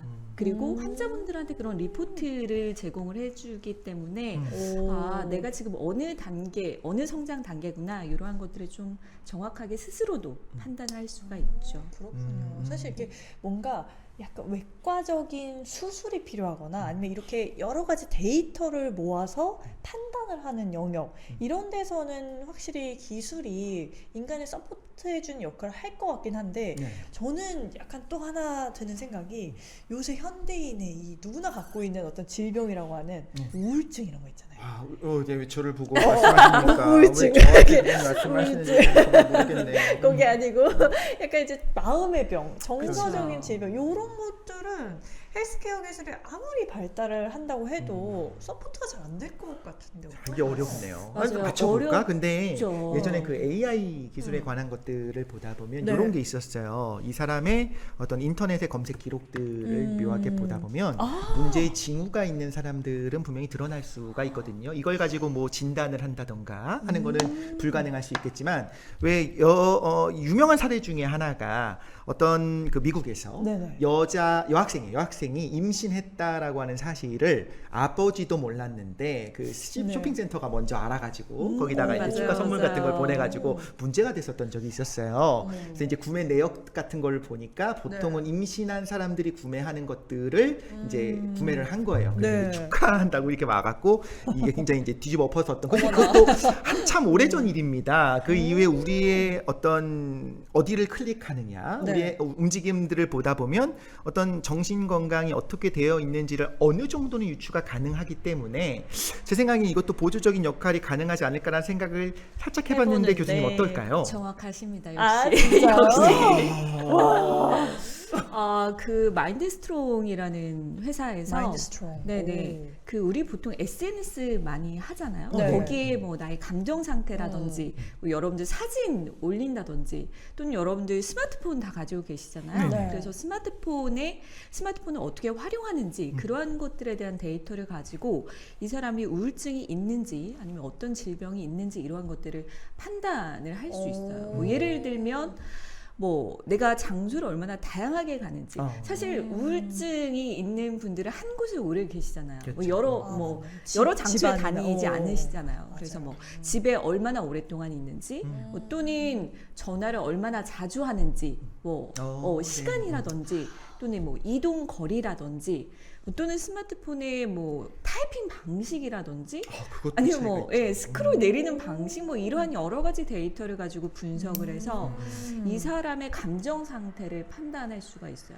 그래서 한 네. 46개 정도의 어떤 패턴을 분석을 해서 이 사람의 감정 상태를 파악을 할 수 있다라고 합니다. 핵심은 데이터네요. 역시 어떻게 보면. 데이터입니다. 네. 가을 집사님이 지금 또 댓글 남겨주셨는데 우울증이나 조울증 등 환자의 생활 패턴 빅데이터나 IT 통계기기 사용 내역, 빅데이터 해석으로 알아내는 기술이 있으면 자살에 도움이 될 수도 있겠어요 라고 그렇죠. 자살 예방에 도움이 될 수도 있겠어요 라고 해주셨는데 딱 어떻게 보면 맞습니다. 이미 그렇게 진행이 되고 있는 거네요. 그렇죠. 사실 우리가 3차 병원에 가면 네. 그 우울증 진단을 할 수 있는 사실 항목이 있잖아요. 음. 보통 종이에 이렇게 나눠주고 네. 항목 체크하라고 뭐 하잖아요. MMPI 검사도 네네. 있고 여러 가지가 근데 있죠. 네. 사실은 제가 그 IoT 서비스 기획하고 시스템 구축하면서 굳이 이런 거를 꼭 병원에 와서만 해야 되나. 그러니까 셀프 진단, 뭐 모바일 폰으로 사실 쉽게 할 수 있잖아요. 좀 그런 것들, 그런 서비스를 쉽게 이용할 수 있는 것들이 좀 제공이 됐으면 좋겠다. 그러네요. 라는 생각이 좀 들었어요. 사실 그게 어려운 건 네. 아닌데요. 근데 그 결과를 분석하고 지금 어떤 상태입니다 알려주는 걸 넘어서 보통은 이제 전문의와 상담까지 같이 연결을 그쵸. 하려고 하는 건데 그 방식 자체는 좀 간략한 버전은 분명히 우리가 간이 테스트가 가능한 형태는 만들 수 있겠다 그쵸, 이렇게 그쵸. 생각을 할 수 있는 네네. 거군요. 네. 3차 병원에서도 오히려 그런 환자분들을 유입시키기 위한 수단으로도 좀 그런 서비스를 만들면 더 좋을 것 같아요. 네, 맞습니다. 그렇군요. 우리 가을 집사님 아까 전에 또 네. 댓글 남겨주셨던 가을 집사님도 치킨 드려야겠죠? 치킨 드려야 됩니다. 드려야겠죠? 네. 네. 좋습니다. 네네네. 그러면 헬스케어 분야에서 이제 일자리가 줄어드는 건 아닐 거다. 왜냐하면 이 과학기술이 결국 서포트 역할만 하는 거니까 라고 어떻게 보면 이야기를 아까 해주셨는데 저는 사실 그 부분에 대해서 이제 교수님이 전문가로서 이제 바로 당면한 과제로서는 아니겠지만 좀 네. 멀리 봤을 때를 전문가의 식견으로 좀 말씀해 주셨으면 좋겠다는 생각을 하기는 해요. 왜 그러냐면 결국엔 영상 판독하는데 시간도 줄어들고 정확도가 올라간다고 하면 말하자면 영상의학과에 처음 들어오는 그 의사들이 좀 다른 분야로 처음엔 같이 나눠지다가 점차 그 분야 자체가 좀 축소되고 뽑는 인원이 줄지 않을까라는 생각은 합니다. 그런 것들을 너무 안타깝게만 본다기보다는 뭐 당장 내년부터 안 뽑겠다 이건 아니잖아요. 네. 어느 정도는 이제 시대의 흐름으로 보고 대신에 그런 어떤 AI를 활용한 그 빅데이터를 활용한 어떤 다른 종류의 어떤 의료 체계들이나 이런 것들이 만들어지지 않을까라는 생각을 하거든요. 그렇죠. 지금 말씀하신 게 정확한 게 스마트 헬스케어 부분이 엄청나게 빠르게 성장을 하고 있잖아요. 네. 사실 2015년부터 매년 뭐 20% 이상씩 성장을 하고 있어요. 뭐 특히 그 부분 중에서도 뭐 빅데이터, 뭐 인공지능, 뭐 IoT나 웨어러블 기기 이런 섹터들이 거의 한 스마트 헬스케어의 80%를 차지하고 있고 그쪽이 계속 성장하고 있기 때문에 그쪽의 신종 직업들이 굉장히 많이 나올 것으로 예상이 되고요. 네, 그래서 이 헬스케어 산업의 웨어는 점점 더 확장이 되지 않을까라는 저는 네 그렇게 생각이 들고요. 그러네요. 그럴 수밖에 없는 게 우리 사회 구조를 한번 생각을 해보세요. 저희 사회가 2050년 정도가 네. 되면 이제 고령층이 고령화 사회죠. 전체의 네. 인구의 40%를 차지한대요. 우리나라에서. 그러면 결국은 헬스케어에 대한 관심도 많아지고 그쪽 지출이 많아질 수밖에 없기 때문에 결국 이 산업은 성장할 수밖에 없는 돈이 도는 산업인 거죠. 네, 그래서 우리는 이 산업에서 앞으로 좀 유망한 기업들을 찍어서 투자를 이 투자에 대한 것도 철학까지. 네, 생각이 일부는 듭니다. 투자를 생각하고 지금 보고 계신 좀 이렇게 청소년들 네. 같은 경우는 저 부분에 내가 조금 더 뛰어들고 싶다. 그러네요. 이렇게 좀 미래의 진로를 꿈으로서. 저쪽으로 잡고 싶다는 생각할 수도 있겠다는 생각이 드는 게 단순히 우리가 나이가 많아지고 우리를 네, 그냥 네. 케어하는 어떤 기술들뿐만 아니라 결국 웰빙이잖아요. 우리가 맞아요. 건강하게 살아가야 되고 건강하게 늙어가야 되기 때문에 이 부분은 어떻게 보면 되게 휴머니즘적으로 접근할 수도 있겠다는 생각은 들어요. 모두가 좀 행복하고 여유 있게 살 수 있는 걸 도와줄 수 있는 그런 기기들이 나오지 않을까. 네. 맞습니다. 그런 와중에 지금 굉장히 좋은 질문이 하나 나왔는데요. 네. 섭스님께서 네. 스마트 헬스케어 시장이 성장하고 유망한 건 알겠는데 우리나라 같은 경우는 식약처의 규제나 여타 다른 제약이 많은데 시장 변동성에 따른 규제 정책에 대한 대응 방안은 있는 편인가요? 라고. 너무 어려운 이슈입니다. 이거는 그러게요. 뭐 사실 정책은 뭐 논의가 항상 많이 되지만 사실 우리 원격 진료 관련된 시나리오라든지 그렇죠. 맞춤화 서비스 이런 시나리오들은 뭐 5년 전 뭐 테스트도 해봤지만 아직도 상용화가 안 되고 있잖아요. 참 어려운 문제인 것 같아요. 여기에는 또 뭐 개인정보 이슈도 있고 뭐 이런 게 그쵸. 있어서 네. 네. 그러면 지금 헬스케어 시장이 발전은 하겠지만 그게 좀 그나마 발목을 잡고 있는 거. 그러니까 좀 더 헬스케어 시장이 더 커지는 거에 대해 좀 지금 아쉬운 부분들이 있다면 그런 규제, 정부 규제 뭐 이런 것들이 있을까요? 정책 그쵸. 문제? 뭐 저도 사실은 그쪽은 자세하게 모르지만 사실은 저희 나라 같은 경우는 굉장히 스트릭하게 개인정보 보호를 좀 하고 있는 것 같아요. 그래서 그런 부분에 대해서 어떻게 정보 보호를 하면서도 많은 기업들이 데이터를 활용할 수 있는 그런 정책에 대해서 뭐 논의가 되고 연구는 많이 되고 있지만 맞습니다. 아직 그게 실현이 되고 있지 그쵸. 않아서 또 스타트업 대표님들이 그런 게 좀 많이 답답하다 뭐 그런 얘기를 좀 그러네요. 하시더라고요. 실제로 데이터는 권력이잖아요. 아까 그렇죠. 좀 약간 서늘한 생각이 들었던 게 어떤 그 극단적인 선택이라든가 나의 정신 건강에 문제가 생기는 것을 미리 어느 정도는 예측을 할 수 있는 어떤 방안들이 있는 건 알겠는데 그럼 그걸 처음부터 동의를 받아야 되는 거예요. 나의 일거수일투족을 전부 다 내가 기록해서 서버로 보내겠느냐? 전 절대 거기 동의하지 않을 거거든요. 사생활도 침해가 네, 그런 되죠. 면에서 생각을 해보자면 우리가 좀 균형 있게 생각할 필요는 있고요. 무언가 저는 이제 개인적으로 생각을 합니다. 규제도 있을 것이고 지금 여러 가지 찬반들은 있어요. 근데 양쪽의 이야기를 다 들어보면 다 한쪽이 뭐 탐욕스러워서 막는다 그런 거라기보다는 어떤 부작용들이 있을 수 있으니까 네네. 신중하자는 입장과 그럼에도 불구하고 득이 더 있을 수 있다는 이런 입장들의 첨예한 대결인 거예요. 네. 그래서 우리가 제일 중요한 거는 조금 더 균형 잡힌 시각으로 계속 관심을 갖고 좀 바라보는 게 어떨까? 이런 생각을 좀 한번씩 해봅니다. 좋습니다. 아까 좋은 질문 해주신 섭스님께도 또 치킨 당연히 드려야 할 것 같고요. 네. 슈터님께서도 댓글 주셨는데 삼성전자에서 헬스케어 사업 연구 및 투자 많이 하고 있다라고 실제로 그럴 것 같다라는 생각도 드는데요. 네. 헬스케어 산업에서 뭐 이런 삼성전자 같은 기업도 포함이 되겠지만 좀 두각을 나타내는 기업이나 아니면 스타트업 그런 사례가 있을까요? 저는 아까 말씀드렸던 그 뷰노. 루닛이라는 뷰노나 루닛이라는 루닛, 회사가 네. 되게 저는 눈길이 가더라고요. 네, 특히 아마 제가 기운이 있어서 더 좀 그랬던 것 같아요. 그래서 루닛도 마찬가지로 흉부 엑스레이를 찍으면 엑스레이. 네, 그 영상 판독을 하는 그러한 회사인데요. 네. 보통 거기서 나타나는 여러 가지 흔하게 나타나는 그러한 질환들이 있어요. 그래서 그러한 것들을 빠르게 조기 진단해 줄 수 있는 그런 회사입니다. 그래서 예를 들면 폐암 같은 경우는 조기에 발견만 해도 생존율이 뭐 60% 이상 된다고 하니까 사실은 그 영상 판독의 정확도가 너무나 중요한 거죠. 그러겠네요. 음. 아까 또 이야기해 주셨던 슈터님도 역시 치킨 또 드리도록 하겠고요. 아까 제이지 린님께서는 뭐 저는 치킨 제 돈으로 사 먹겠습니다. 뭐 이런 댓글 남겨주셨는데 포기하지 마세요, 여러분.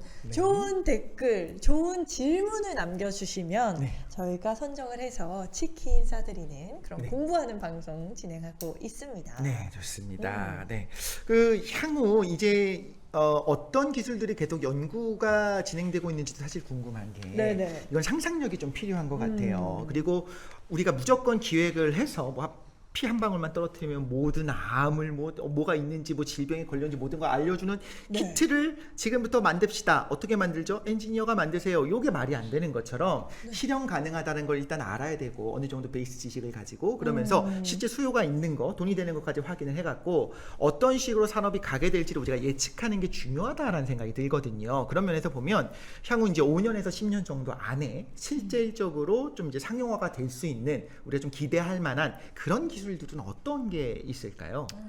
우선은 산업적으로 따져보면 지금 우리는 이제 질병이 걸렸을 때 정확하게 진단하고 이런 것들을 어떻게 치료할 것인가라는 거에 좀 집중을 한다라고 하면 이제 선진국과 우리나라의 가장 차이는 이제 선진국은 사실 질병이 걸리기 전에 예방을 하기 위한 여러 가지 그런 뭐 IoT 기반의 헬스케어 서비스 뭐 이러한 것들이 많거든요. 네. 아마도 국내도 그런 서비스 시장이 활성화되지 않을까 싶어요. 그러니까 우리가 질병에 걸리기 전에 만약에 웨어러블 기기가 상용화된다라고 하면 우리 일상 생활하는 그러한 데이터들이 다 수집이 되고 모니터링이 돼서 아, 이 사람은 어떤 패턴이구나. 뭐 예를 들면 어떤 음식을 자주 먹는구나.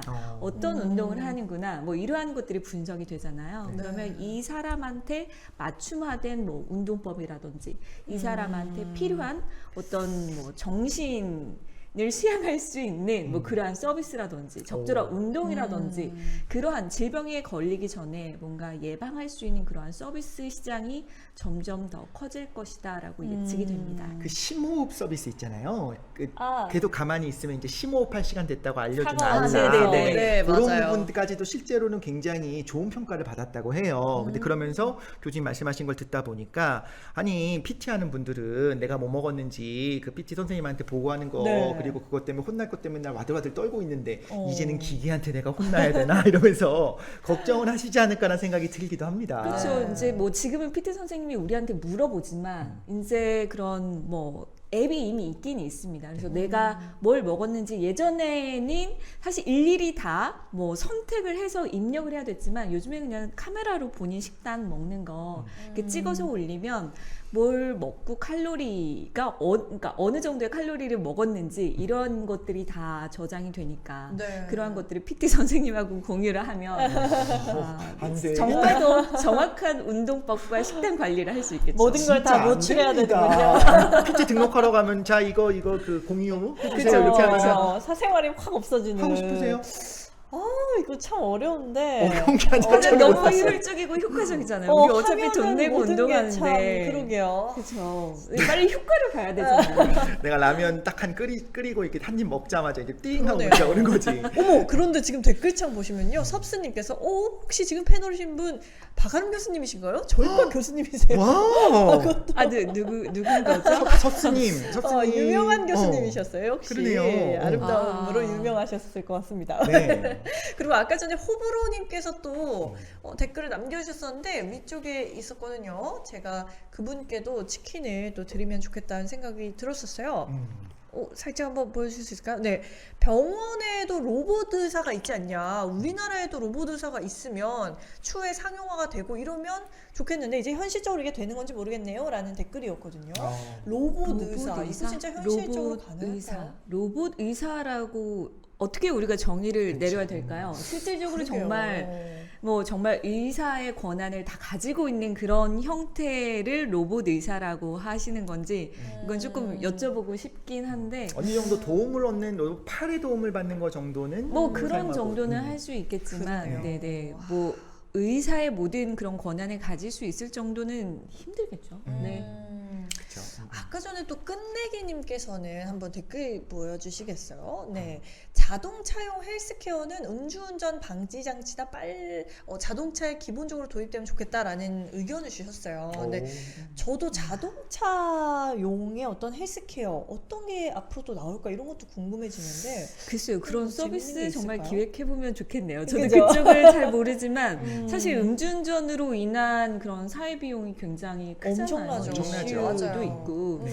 근데 이제 뭔가 기술적으로 안 되는 건 아닐 것 같아요. 그럼 그건 법규가 필요한 거죠. 네네. 맞아요. 사실 할 수는 있는데 그거를 반대하는 뭐 개인 보호라든지 막 여러 가지 이슈가 있어서 그게 안 되는 거일 거예요. 맞네요. 그쵸. 근데 뭔가 네. 그러한 것들이 뛰어나올 수 있는 서비스가 나온다면 참 좋겠죠. 좋겠다. 이게 네. 법규만 되면 얼마든지 될 수 있겠다는 생각은 들어요. 뭐 예를 들면 지금 자동차에서는 네. 어떤 핸들이 움직이는 패턴을 보고 좀 조는 것 같을 오, 때는 맞아요. 휴식을 하라고 이제 알아서 자기 뜨기도 경고창을 하고 띄워줍니다. 예, 눈을 이렇게 계속 오, 읽고 맞아요. 있으면서 네. 이 눈의 움직임이라든가 여기 이렇게 눈을 이렇게 감으면 바로 그걸 갖고 또 맞아요. 얘기하기도 합니다. 근데 이게 지금까지보다도 조금 더 자율주행 단계가 올라가게 되면 굉장히 중요해지기 시작할 거예요. 분명히 100% 잡니다. 지금도 이미 막 돌고 그쵸, 그쵸. 계신 분들이 많이 네. 있거든요. 그래서 이 부분에 대해서는 결국엔 사람을 보조하는 역할을 좀 넘어서서 주도하는 역할이 되게 되면 나중에 이제 자율주행의 단계가 가장 높아지게 되면 사실 음주를 해도 상관없거든요. 왜냐면 네네. 드라이버가 없어도 되는 완전한 네네. 자율주행으로 갈 수가 있으니까 그 전까지는 좀 조심할 필요가 있고 하나 이 부분에 대해서 저도 생각하고 있는 게 네. 사람마다 그 알코올을 분해하는 능력이 다 달라요. 그래서 우리가 알코올을 분해한다고 하는 거는 탈수소 효소가 있고 알데하이드 탈수소 효소가 있는데 그 비율이 사람마다 또 다르고 그 효소가 종류가 두 가지가 있는데 특히 아시아인들이 네. 효소가 하나가 되게 없는 경우가 많아요. 네. 그래서 만약에 그런 것들의 검사를 한번 받아서 내가 효소의 양이 어느 정도 되는지 알면 적어도 나는 술을 절대 마시면 안 되는구나라는 거를 깨달을 수 있잖아요. 근데 이미 모든 사람들이 다 알걸요? 그런가요? 그렇죠, 그렇죠. 술 한 번만 먹어보면 그렇죠, 저 같은 그렇죠. 경우도 사실 한 잔만 먹어도 얼굴이 금방 빨개지거든요. 그럼 뭐, 나는 그런 효소 없구나라는 거 사실 알매도 아니까. 불구하고 사실 하니까 문제인 거죠. 그렇죠. 네. 그 문제죠. 이미 알죠. 모든 사람들이 이미 그렇죠. 알고 있어요. 의지의 문제인가요?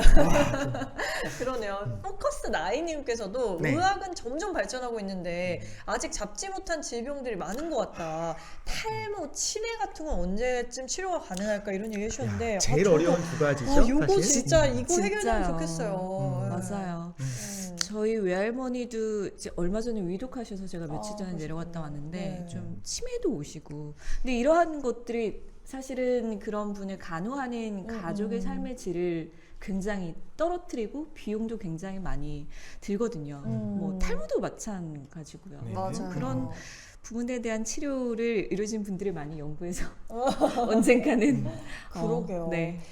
이 헬스케어 분야에서 뭔가 이렇게 딱 주목할 만한 기점. 그러니까 예를 들어 한 5년 뒤 아니면 뭐 10년 뒤 뭐 언제라고 보세요? 약간 이쯤 되면 세상이 좀 확실히 좀 미래 기술이 우리의 일상에 더 많이 자리 잡게 될 거다. 뭐 그런 기간을 제가 예측할 수 있다면 전 신이겠죠. 그렇죠. 그 시기를 예측할 수는 없겠지만 지금은 우선은 우리가 필요한 데이터들이 많이 확보가 안 되는 이유 중에 하나는 뭐 여러 가지 요인이 있겠지만 우선은 우리의 일상생활의 데이터 그러한 것들은 뭐 웨어러블 기기를 통해서 사실은 확보가 돼야 될 건데 네. 아직은 상용화가 안 됐잖아요. 그렇죠. 뭐 많이 안 차고 계시잖아요. 지금 여기에 계신 분들만 해도 사실은 몇 분 없으실 거예요. 그게 상용화가 좀 되고 그리고 정책적으로 뭔가 좀 이슈가 해결이 돼서 우리가 원격 진료도 좀 가능하게 되고 뭐 정말 이런 IoT, 빅데이터, 인공지능 기술이 다 결합이 돼서 시너지가 날 수 있는 그 시점이면 정말 우리가 얘기했던 그런 그쵸, 각자의 다양한, 네. 개인에 맞는 어떤 생체 정보에 적합한 그런 맞춤화된 뭐 치료가 가능해지지 않을까. 사실 그게 가장 이상적인 그러니까 말이에요. 네, 의료 서비스잖아요. 제가 그 시점이 언제일진 저도 모르겠어요. 그러네요. 네. 용환님께서 규제 풀릴 때. 풀릴 때. 이것도 이미 중요한 준비는 어느 말이죠. 정도 돼 있고. 네. 근데 규제가 너무 무작정 풀려도 사실은 정보 그것도 좀 위험하죠. 네, 네, 그런 사생활 정보가 침해 이용될 문제도 수 있고. 있기 때문에. 다 이유가 있기 때문에 규제가 있는 부분들도 있고요. 그러네요. 제가 사실 이런 부분들을 생각할 때 네. 우리나라는 내가 좀 몸이 안 좋다라고 하면은 정말 우리나라처럼 병원을 가서 환자가 의사를 만나기 쉬운 나라가 많지가 않습니다. 맞아요. 외국에 네. 제가 가봤었을 때는 네네. 나름 그 아시아에서 잘 사는 나라, 괜찮은 나라의 수도에 있는데도 불구하고 그냥 병원 한 번 가서 의사를 만나는 게 너무 어려운 거예요. 외국인이라서가 아니라 그러니까 그 나라 사람들에게 그때 같이 그러니까 제가 이제 세계 테마기행 갔을 때였어요. 우와. 같이 있었던 분들이랑 이야기를 해보니까 코디님들이랑 얘기를 해보니까 이 나라 사람들은 그래서 병원을 잘 못 간다는 거예요. 비싼 것도 비싼 거고. 근데 듣고 나니까 우리도 사실 70년대 80년대에 아프면 그냥 참고 혹은 병원 맞아요. 가서 당시에 이제 마이신이라고 이제 항생제를 그냥 주기도 했었습니다. 그때는. 그래서 마이신 항생제 사고 그냥 먹고 그렇게 본인이 알아서 해결했었었지 병원을 가서 의사를 만난다는 행위가 사실 쉬운 게 아니었어요. 네. 그때 제가 좀 아팠었을 때 그때 느꼈어요. 만약에 웨어러블 기기가 있으면 내가 좀 문제가 생기는 것 같았을 때 적어도 이 데이터가 한국에라도 그러니까 내가 한국 사람이니까 거기 날아가갖고 지금 내 상태가 어떻다라고 하는 거를 좀 체크해 줄 수 있으면 어떨까. 그래서 우리나라에 사는 우리 입장에서는 원격 진료가 뭐 그렇게 필요해라고 생각할 수도 있겠지만 도서 산간지방 혹은 뭐 섬에 사는 분들 같은 경우에 뭐 인구가 많은 섬 말고요. 작은 네. 섬에 살고 있다라고 한다면 이런 기기들은 굉장히 중요한 기기가 될 수 있는 거예요. 사람의 생명을 때로는 구할 수도 있는 그런 기기가 될 수 있는 거죠. 그렇죠. 네. 그래서 오히려 미국 같은 경우는 정말 의료 서비스를 받기 어렵고 비용도 많이 들기 때문에 그런 뭐 모바일로 우리가 뭐 의료 서비스를 받는 그런 게 더 활성화될 수밖에 없었던 사실 시장 구조이기도 하죠. 근데 네. 국내는 네. 너무 접근성이 좋기 때문에 의료 서비스에 대한 접근성이 좋아서 뭐 필요를 못 느낀다, 일부 사람 빼고는 뭐 필요를 못 느낀다라고 볼 수도 있겠죠. 상대적으로 그러겠네요. 미국과 이렇게 비교해서. 홀라홀라님이 건강보험이 만세인 부분 이렇게 또 남겨주셨는데 그렇죠. 사실은 또 의료 서비스가 뭐 확대되고 더 일상이 편리하게 다가올수록 이런 보험 적용 여부 이런 것도 중요해질 것 같아요. 그렇죠. 그쵸. 우리가 비용이 지불 가능해야 또 그걸 소비하고 소비해야 또 발전하는 부분이 있기 때문에 그럴 것 같은데 지금 빨리 그 사과시계 사러 가야겠다는 생각이 갑자기 제가 예전 구형 버전이 있어가지고 그럼 최신으로- 그거는 제가 이제 또 아, 구매해 주시는 걸로 하도록 1세대가 있기 때문에 좋습니다. 네. 그 헬스케어 산업 자체가 이제 발달을 하게 되면 먼 네. 미래에 어디까지 가게 될까? 이건 좀 진짜. 엉뚱한 상상력이긴 한데 네. 나중에는 인간을 좀 보조하는 기구들은 당연히 생겨나게 되겠죠. 교수님이 볼 때는 어디까지가 우리가 인간성을 유지하면서 어떤 AI와 어떤 기기의 도움으로 우리가 웰빙을 한다라고 얘기할 수 있을까요? 우리 뇌만 꺼내가지고 어디다 잘 이식해서 살아도 괜찮은 걸까요? 그래서 덧붙여서 저도 궁금한 게 우리 정말 불로장생할 수 있을까요? 헬스케어 산업 그것이 발달하면 목표일지 평생 살수 아니면 있을까? 네. 요즘은 오히려 웰빙과 웰다잉으로 가는 것이 오히려 세계의 그렇죠. 추세인지 사실 그것도 되게 궁금해요. 맞아요. 뭐 그거를 뭐 제가 예측하기는 어렵겠지만 개인적인 의견으로는 글쎄요.